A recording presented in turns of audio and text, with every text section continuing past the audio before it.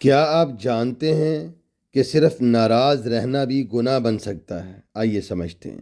رسول اللہ صلی اللہ علیہ وسلم نے فرمایا، کسی مسلمان کے لیے حلال نہیں کہ وہ اپنے بھائی سے 3 دن سے زیادہ قطع تعلق رکھے۔ ذرا سوچیں، ہم چھوٹی سی بات پر مہینوں بلکہ سالوں بعد بند کر دیتے ہیں، سلام چھوڑ دیتے ہیں، حالانکہ اسلام ہمیں جوڑنے کا دین سکھاتا ہے، توڑنے کا نہیں۔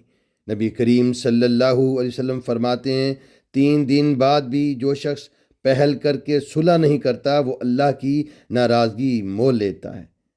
آج اگر آپ کسی سے ناراض ہیں تو پہل کیجئے، سلام بھیج دیجئے، ایک میسج کر دیجئے۔ یقین جانیے اللہ کے نزدیک صلح کرنے والا سب سے بہتر ہے۔